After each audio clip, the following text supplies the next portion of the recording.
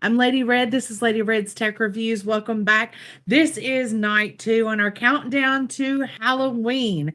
And I am reading again from The Bell Witch, A Mysterious Spirit by Charles Bailey Bell, MD. Just to catch up, in case you missed last night's replay, the Bells moved from North Carolina to Tennessee in 1804, and I was about 12 to 15 years, nobody knows the exact year, when the spirit made herself known. And she was a nuisance, but she was a helpful nuisance. The many ghost stories and things that you hear about the Bell Witch are all menacing, and the account that is in this book is the great grandson of John Bell, and he gives us a different story. He gives us the story that was handed down to him from his grandfather to his father to him. And this is what was handed down, and it was told, don't tell this until such a time where it could be of great help to the nation. And this was written in 1934 during the Great Depression, and at the time, he thought this would be a good time to tell this story. And what I'm reading tonight is from the point of view of Betsey Bell, which would have been his aunt. And she was one of them that the spirit just really tormented her in many ways. And the spirit also liked to show off a little bit. If you want to catch last night's live stream, we're going to see some of that tonight. But without any further ado, I'm going to get right into it. That's just to catch you up. This is from the point of view of Betsey Bell. Elizabeth was only 12 years of age when the spirit made its appearance and grew to young womanhood while it was a visitor at her home. There have been persons who intimated that Betsey had something to do with the exhibitions of the spirit, but nothing could have been further from the truth. She was too young, if so inclined, and when she was away from home, the spirit came there just the same. Sometimes it followed her to a neighbor's. Such judgment has come into the minds of superstitious and naturally devilish people in all ages of the world, calumniating old women and young innocent girls. Joan of Arc, according to history, was burned at the stake after being tried by the English or their representatives and found guilty of witchcraft and heresy, and she was only 19 years old. Some years later, Joan was declared innocent by the Pope, and in May 1920, think of this, only a few years ago, she was enrolled as a saint by the Catholics. They were only too long doing this. A bishop and other churchmen aided in the trials, which finally ended in a verdict of burning at the stake. Guizot's History of France relates of her that the same monk who was with her when she was burned at the stake, when questioned 24 years later at the rehabilitation trial as to the last sentiments and the last words of Joan, said that to the very last moment she had affirmed that the voices were heavenly, and they had not deluded her, and that the revelations she had received came from God. Certainly one must lack reasoning power to believe that Joan of Arc, when under 17 years of age and with no military training, could have defeated the armies with which she contended, commanded by good generals, if she had not been given the power as she claimed. When about 13 years of age, she began hearing voices telling her she could free her country and crown Charles king. These voices she described and told what was said. She told Charles that she knew a prayer which he had made some years before and repeated it to him. He knew no one had ever heard that prayer, so was convinced of Joan's mission and divine aid. What she said to him, there is none who knows, wrote Alan Chartier a short time after, in July 1429, but is quite certain that he was all radiant with joy thereat as a revelation from the Holy Spirit. M. Wallen has given the following exposition of this mysterious interview. Sire de Boisy, he says, who was in his youth of the gentlemen of the bedchamber on the most familiar terms with Charles VII, told Peter Sala, giving the king himself as his authority for the story, that one day, at the period of his greatest adversity, the prince, vainly looking for a remedy against so many troubles, entered in the morning alone into his oratory, and there, without uttering a word aloud, made a prayer to God from the depths of his heart, that if he were the true heir, issue of the House of France, and a doubt was possible with such a queen as Isabel of Bavaria, and the kingdom ought justly to be his, God would be pleased to keep and defend it for him, if not to give him grace to escape without death or imprisonment, and find safety in Spain or in Scotland, where he intended in the last resort to seek a refuge. This prayer, known only to God alone, the maid recalled to the mind of Charles VII. Their never to be forgotten deeds and cruel death of Joan of Arc have been written by eminent writers, and great sculptors have given their artistic talents to perpetuate her memory. The French will for all time revere her sacred memory, not through the efforts of the artist, but the real facts recorded by great historians that she claimed, when a young girl, to have heard voices of angels directing her to deliver France from its enemies, that she so delivered France through divine directions, and only erred when, after repeating urging, she continued in the army after her work was completed. She herself had predicted that she would die. Her death was a blot upon those who caused it, from which they will never recover. She, like Betsy Bell, was the daughter of a farmer, a girl of unusual good looks. She, like Betsy, was popular among her neighbors, a devout Christian and a perfect character. If Betsy had lived a comparatively short time earlier, she might have been tried for witchcraft, and yet not the slightest reason for such action.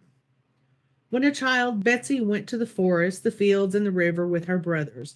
She knew all the trees, the poplars, oaks, gums, maples, and all the others. She enjoyed the budding of the trees in the spring and loved their red and golden hues in the fall. She gathered wild flowers and knew all the birds in the woodland. Her brothers taught her how to shoot a rifle, and she knew how to hitch the mules to a plow or wagon, and was a fine horseback rider. She really knew the joys of living in a new country. Betsy continued at school until she acquired the usual education of the time. At school, she had her girl and boyfriends, among whom was Joshua Gardner, a young man of splendid appearance and a fine family. Joshua and Betsy grew up sweethearts, not outspoken, but with the shyness of childhood. A great love grew to a devotion rarely equaled. The spirit at all times opposed the attachment existing between Joshua and Betsy, and would beseech Betsy in the most weird voice, "Betsy, please don't marry Joshua Gardner." It said so many things to Betsy and Joshua in the presence of their friends of a highly embarrassing nature that the girl in time became quite hysterical and worn out in despair.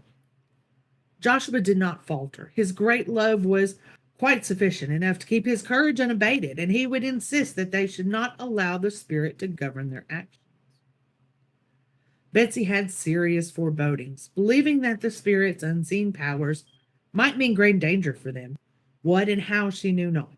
Her love for Joshua was as great as his for her. She proved this by her determination to put off the marriage until they knew better what the result might be. She did not wish to subject Joshua to some great ordeal which might take place on account of their marriage. There could not have been exhibited a greater proof of her love. But one must not forget that she and Joshua were both young, and either or both had time to change. Human love, it must be remembered, may change. The cause may be the association with another. Betsy never forgot young Gardner, but Richard Powell, who had been their teacher, was now a candidate for the legislature, and while canvassing the country for that office, frequently visited the Bell family and their friends. He again saw Betsy, and at once recognized she had grown to be a young lady of wonderful beauty and rare personal charm, just as he had believed she would when a pupil of his at the neighborhood school. Betsy was a blonde with a beautiful figure, lithesome, perfect complexion, rosy lips, and a cheerful disposition, good sense, and perfect character. Richard had heard of Betsy's and Joshua's betrothal. He congratulated the young people and wished them the happiest life which he thought they would have. He did not conceal his love for Betsy, yet at this time, understanding the affairs of young people, it was far from his intentions to cause a breach in their feelings toward each other. He made no avowal of love to Betsy, but told each of the young people how fortunate they were and left them to themselves. Betsy had for several years undergone cruel treatments from the spirit. yet at times had enjoyed her friends' company at her home with great appreciation. She had parties, dancing the old time dances, and playing the usual games, the spirit always being present and prompting. They had picnics in the woods and fishing during the summer, the spirit advising them just what to do. Of the happy times the young people in the winter season, there's some typos in this book. The winter season, sleigh riding was the most enjoyable affair. A snowfall was greeted by a full house of happy young people. On most farms were what the men called slides, made with runners selected in the forest from trees, some 5 to 8 inches in diameter with natural quarter circle curves, some 10 or 12 feet from the ground. The trees were nicely dressed and built, and over the runners, some 2.5 feet high, was a floor. The farmers used these slides for hauling tobacco to the barns during cutting season, hauling barrels of water or hogs to the smokehouse, and hog feed to the hog pens. These slides were used as sleighs by the young people. Betsey related that on one occasion the boys had left a sleigh at the front door while the horses were unhitched and taken to the stable to be fed, and the young people enjoyed their midday meal. She and the other girls, soon as the dinner was over, seated themselves on the sleigh for a ride, just as the boys were leading the horse up to hitch up the sleigh. The spirit's voice cried out, "Hold tight when we get to the corner." The sleigh started along at good speed around the house, making the corners at such speed and skidding so they had difficulty staying in. The girls were very much excited, but stayed within the sleigh. Finally, it stopped after going round the house 3 times. The boys then hitched the horse to it, and they had their ride around the neighborhood. At times, the spirit became furious with Betsey. It would pull her hair and pinch and slap her cheeks, leaving imprints of this punishment, then crying out, "I tell you, don't marry Joshua Gardner." Betsey corroborated these statements made by others and could have filled a book with her own experiences. An interesting happening Betsey told was the visit of General Jackson to the Bell home. This visit was generally known, and there had been an account of it published, and it must be remembered that Betsey was there, and her recollections of this distinguished visitor to her father's home are of extraordinary interest, told in her own language. General Jackson and Betsey's brother were well acquainted, but John Jr. was not home on the occasion of the general's visit. Knowing of the many visitors to the Bell home, General Jackson thought it would be better to camp, so his party had a wagon loaded with a tent and camping outfit, and they followed on horseback. When the wagon was a short distance from the Bell home, suddenly it stopped. The driver could not make his horse budge the wagon. All his yelling and whipping of the horses were of no avail. The team was simply unable to move the wagon. Not a wheel turned, although they were on level ground. The general examined the wagon and said there was no reason why the horses could not pull it. The driver again tried to start them without success. The general then shouted, "It is the witch!" A voice called from the roadside, "They can go on now, General." Neither the general nor the men with him could see anyone, but distinctly heard the voice and its promise to see them at night. Betsey said as soon as her father saw General Jackson, he had him and the entire party come to the house and entertain them with a good dinner and stories of when the Indians were on the farm and of the mounds and relics and the mound builders. In the party was a man who claimed to be a real witch tamer, and he thought no witch would appear while he was present.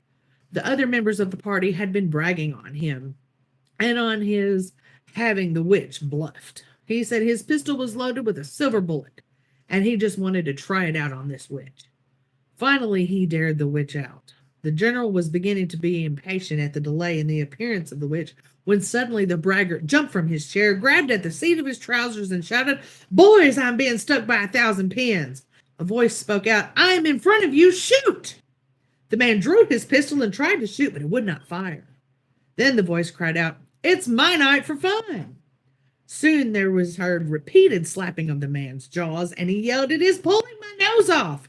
Making a break for the door, which flew open, he jumped out, running with all his speed toward the wagon, yelling every step while the voice kept giving him all sorts of advice. General Jackson fairly roared with laughter and told her father that he had never seen or heard of anything so funny and mysterious and would like to stay a week, which he was invited to do.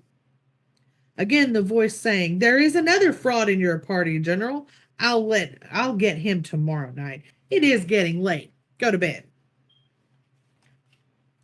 The rest of General Jackson's party could not be prevailed upon to spend the night after that. They said no telling who would be the next victim. General Jackson told them he knew this fellow was going to be shown up and he wanted to stay over, but by noon the party was at Springfield, 12 miles away. They never came back. John Jr. saw General Jackson several times during the years following the visit, but as was his custom, he did not mention the visit to the general. Betsey said, "When the spirit became so tantalizing, filling my mind with horror and causing me to become so nervous, my parents often sent me to a neighbor's to rest for a night. My first night away from home was spent with Thinny Thorne, one of my best girlfriends. Nothing was heard until after we retired, which we did early. We locked the door to our room securely. Just as soon as we retired, there came a loud knocking outside our door, which seemed to fly open, and a great gust of wind was felt. Then our bed quilts were snatched off. Then he sprang up at once and lit a candle. To our surprise, the door was not open. We adjusted the bedclothes and lay down again. Then a voice softly spoke. 'Betsey, you should not have come over here. You know I can follow you anywhere. Now get a good night's sleep.' A soft hand patted my cheek, and the voice assured us that we would not be disturbed any more that night. We were both very much excited, but we lay quite still, and after so long a time we fell asleep. Next day, Thinny went home with me. My mother related that the spirit had told her all about our experience, and for her not to be alarmed, that we would rest well and be home the next day. On the river near the north boundary of the farm is a cave.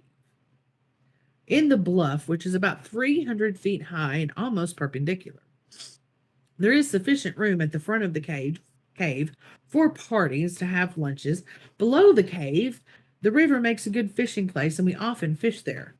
Now, the cave became famous as the Bell Witch Cave. None of us ever knew of the cave being occupied by the spirit, but on our pleasure trips, we always heard its voice on the river or in the cave.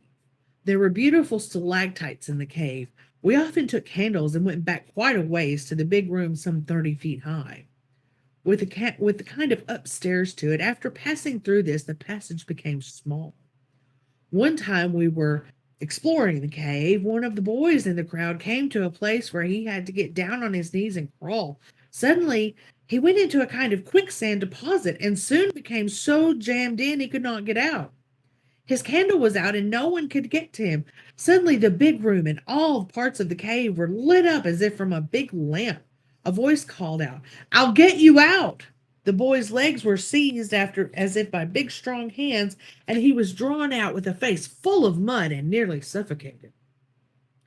We all agreed not to tell our parents of this nearly fatal accident, but that night when the spirit arrived at the usual neighborhood gathering at our home, it asked the parents of the boy if they had gotten the mud out of the boy's ears. Then it told them of his predicament in the cave and advised them to put a halter on him the next time so his companions could pull him out if he got stuck again. When we fished at the river just below the cave, we often caught some very nice fish.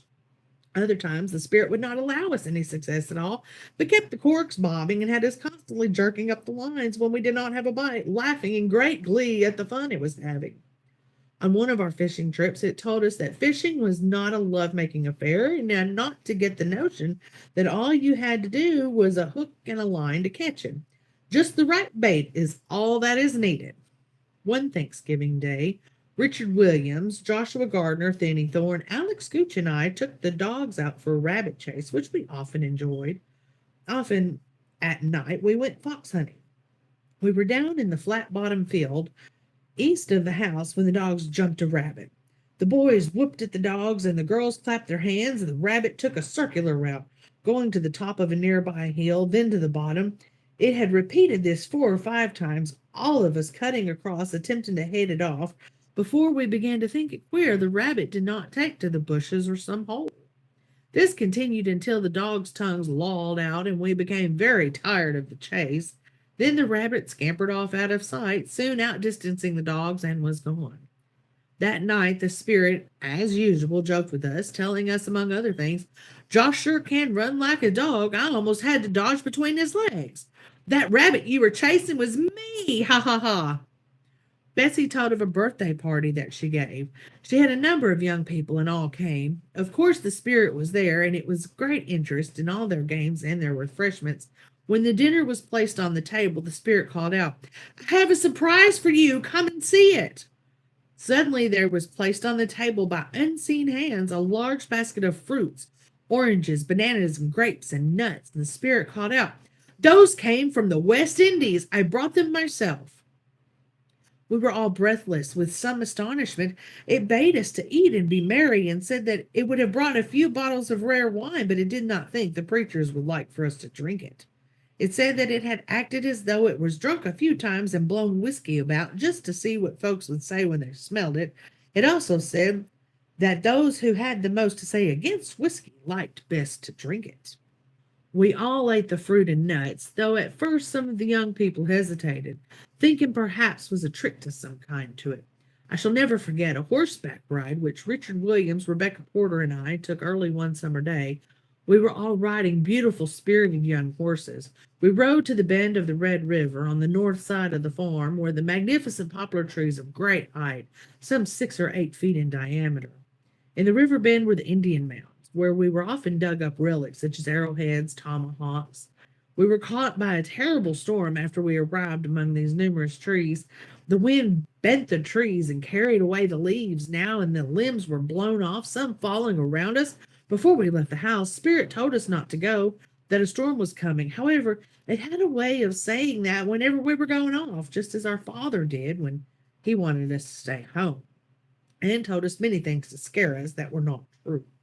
Just as the storm came up, it called to us to cross the river as quickly as possible, or some of us would be killed. We were quite ready to take this advice and quickly started for the river as the limbs and leaves were beginning to fall.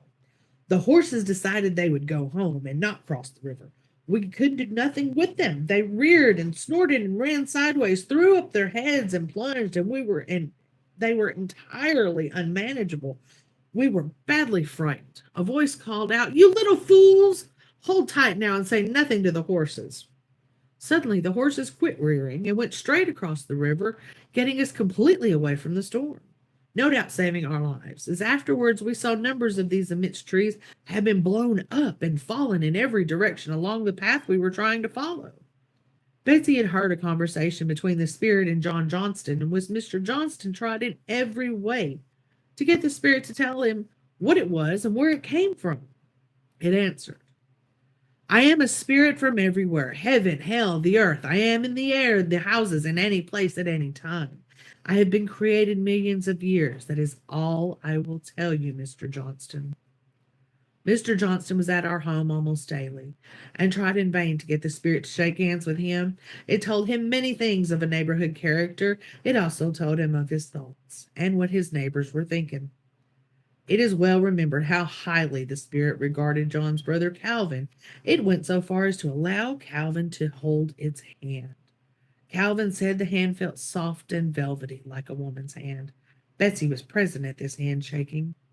Betsey related the tragic scenes just preceding, and at the time of her father's death, her statements were practically the same as John Jr.'s and Richard Williams'.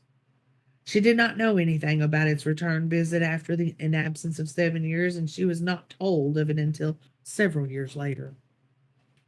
In answer to the question if she were present when the spirit repeated the sermons of the two preachers, which were delivered some 12 miles apart, she said she was there and would never forget the sensation created by this performance. There were, besides the two preachers, a number of good men present as ever lived. She knew the two preachers, brothers Fort and Gunn, and had heard them preach often. She could not tell the difference between the spirit's delivery and theirs. The same voices and the same admonitions to their congregations. The preachers did not have to admit their services had been reproduced. All present knew it. The spirit complimented them on their fine sermons and gave them a few of its own views on their texts. It then told those who were present not to forget that it was worth a great deal to the community to have the services of these two preachers, that they had gone to a great deal of trouble doing many good things for them. Betsey said she did not know of anyone in Robertson County who had not heard of this marvelous performance of the spirit, and no one had ever seen or talked to any of those present that ever doubted it. The spirit attended church regularly and could always tell what the preacher said, not always agreeing with them, but at all times crediting them what the good Lord had done. Several times it told of brothers going to sleep during services. Afterwards, everyone was careful not to go to sleep in church. There were people in the neighborhood who had not attended church any too regularly. It announced at one of the Wednesday evening meetings at her home that if these people were not at church in the following Sunday night, it would lead to a missionary meeting the following Wednesday night in their home, and continue with each of these backsliders until they started going to church. Useless to say, those named occupied conspicuous seats at the next Sunday service were quite regular in attendance from then on.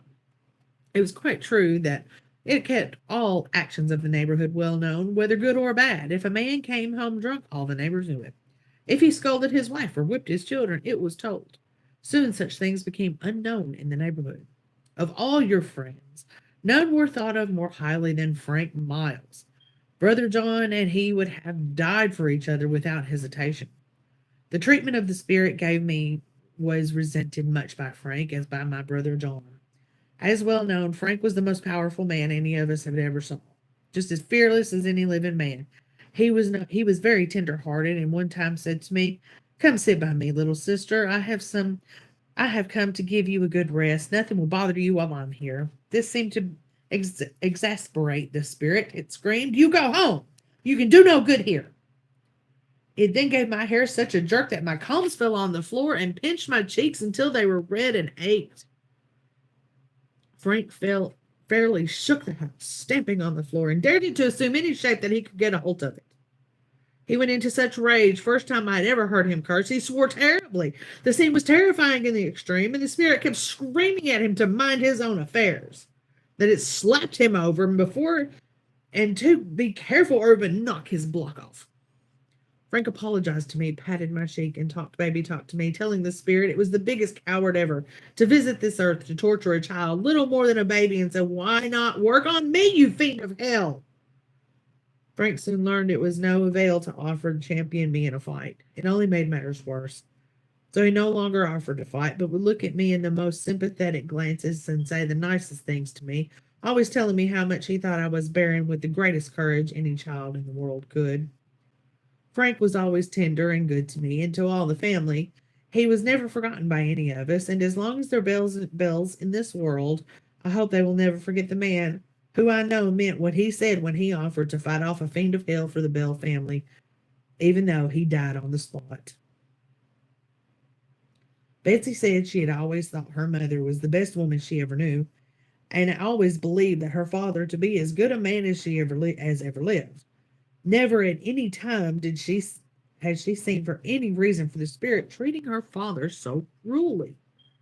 There was every reason for the good treatment of her mother, but why she herself had received such treatment given her, she was simply unable to understand. Betsey said that from the time of the spirit's arrival until its departure, it did not act in an offensive way toward her mother. She saw all the nice foods it brought her and heard the salacious questions asked by the spirit when her mother was ill. The spirit never failed a single day to tell her mother what her relatives in North Carolina were doing and how they all were. It gave Luce, as it called her mother, a complete recital of all events transpiring in the neighborhood. No secrets could be kept from it, and all were immediately told to Luce. A couple in the neighborhood, after they had retired behind closed doors with no one in the place but themselves, ventured to confide their opinions of the witch and the Bell family. The next night at the usual gathering, the spirit gave their full conversation and advised the company not to talk too much. It would always be told, and if they had any thoughts of Luce other than good ones, to let them out of their minds, for that would also be known and told. Often it would tell people who came into our home of their thoughts, giving them a full expression of things they had thought but never intended telling. It was greatest delight to tell completely and bewilder men who came to our home thinking the witch stories were all a joke. I have seen big, strong men jump from their chairs and yell with pain, becoming so frightened that they had to be helped out of our house. It was not an imagination on their part, as the blows could be heard and spots seen on their faces where they had been struck. I certainly had every reason to know it was no fancy. I had slaps, pinches, and all kinds of punishment on me.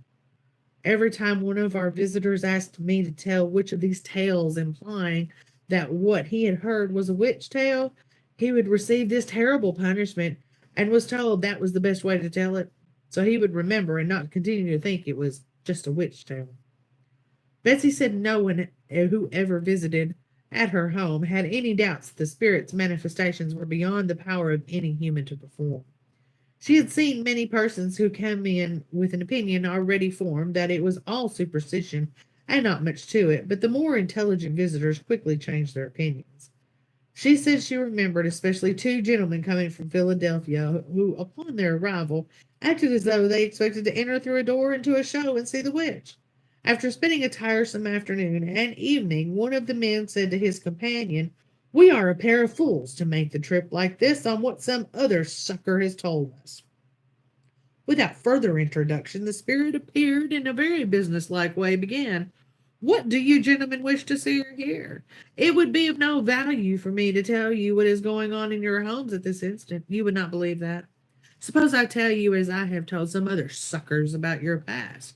Do not look frightened. Neither of you have been to jail. You two were at a big Eastern school where your professor of philosophy was inclined to believe in a spirit and certain mental states of human beings, which put his classes to deep thinking. Now that is why you are here." The professor, naming the professor, was far ahead of the sucker list. The two gentlemen became excited at this and began asking such questions of a scientific nature as their excited condition would permit. They said the professor was just as the spirit stated, and his name and the school were given correctly. The spirit said the professor had died about 3 years before, or most likely he would be there too. These gentlemen assented to all of this. The spirit gave them a very accurate history of their lives and told them exactly where they lived, and as it usually did with visitors from a long distance, told them how their home folks were and what they were doing. When these gentlemen left, they were as firmly convinced as if they could have been anything that a spirit was at our home. Betsey modestly confessed that she never had any idea what the being was. It completely overshot her. She would only think of it as a supernatural being, which at times was most unbearable in its treatment of her, but very good to her after her father's death. At that time she was treated with great tenderness, which led her to believe she would no longer suffer from its terrible punishment. Every day during these few weeks of respite, it would advise her mother to watch after Betsey and try to make her happy, and would ask if it could not bring her some rare delicacy for her to eat, which it did many times. It told Betsey about girls of other countries, of the kind of lives they lived, gave her descriptions of how people were living in the best social surroundings in America, and of some of the famous entertainments given both in Europe and America.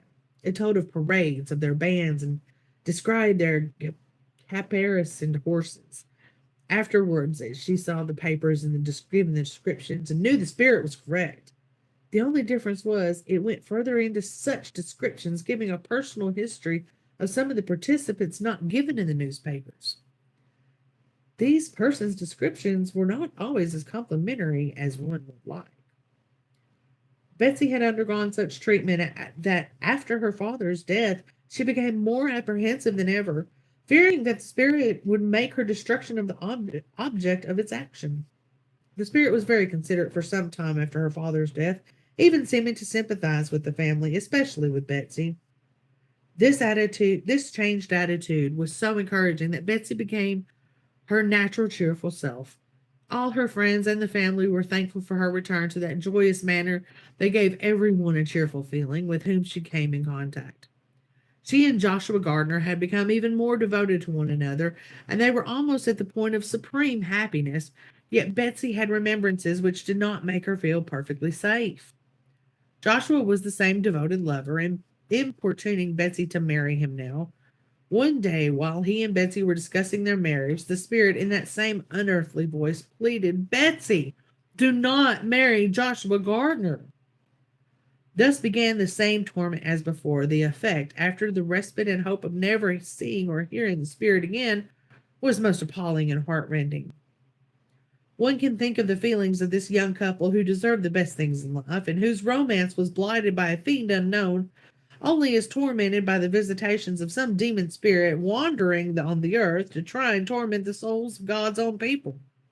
God Almighty must have not allowed these manifestations only as proof of his own power, which power alone must have been returned to the spirit to wherever its belongings were, we do not know. Betsey determined that she must not marry Joshua, that to do so would cause them both anguish, even in the thoughts of which were unbearable. She felt the responsibility, therefore did what must have been the wise thing. She asked Joshua to release her from her promise to marry him, which he did with the feeling of the same great disappointment that she felt. Betsey was the same loyal daughter and continued to make the home life as cheerful as possible under the great trials to which she had been subjected. The spirit was very joyful over the determination of Betsey to give up Joshua. As to why it should have been so interested, no one has ever known. Betsey and Joshua never saw each other again. He went to West Tennessee shortly afterwards and settled there for life, living to an honorable old age. Betsey said many women had told her that they had been in her place, that they would have married Joshua. They would not have allowed the spirit to spoil their lives. Her opinion was, not ever having ever heard of anyone in such an apposition, such opinions were not very positive. She felt that she would be doing Joshua an injustice, and as time proved, she married a man of wonderful character, and had not at any time cause to regret her decision.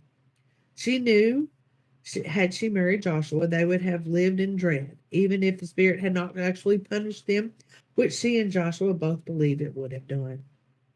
Quite a while after Joshua left, Richard Powell began a serious courtship with Betsey. Richard had been in the legislature and had acquired popularity unexcelled in Robertson County. He was the same handsome and distinguished-looking gentleman, but had now acquired a finish and polish rarely seen, and his reputation was perfect. Betsey yielded to his lovemaking, and they were married. He was many years Betsey's senior, but his fact provided to be a real guarantee of the wife's happiness. The husband taking all the ills of life, not allowing her to assume the responsibilities which might become burdensome. Their married life was a happy one. In her old age, she delighted telling the happy incidents of her comparatively short married life. Richard died about 17 years after their marriage. Sometime after his death, she went to Panola County, Mississippi, to live with a daughter who had married Zadok Bell of that county. She lived to an old age, dying in 1890. She was the woman of good memory. While entirely silent to strangers on the subject of the spirit, she corroborated what is written in this book, except the recollections of John Jr., which have never been told to her. Answering such questions as were asked with no tendency to exaggerate the spirit's powers, nor attempt to say what it was. She has highly respected descendants in Mississippi and Tennessee, who should feel a pride in their descent from Elizabeth and Richard Powell. It would be difficult to find a history of any woman who had such thrilling and cruel experiences, yet was brave enough afterwards to live the happiest part of her life in the same county where it had all occurred, never faltering, always disregarding the foolish gossip at the time attempted to connect her with the actions of the spirit.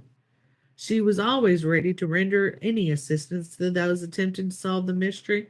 She at no time failed to show her great appreciation of her friends' sympathy, and these same friends recognized her worth and goodness, and never at any time failing her. Tomorrow, recollection of Richard Williams Bell, and that one is supposed to, I haven't read it yet. It's supposed to be highly controversial. There was big controversy surrounding that one when it was first published.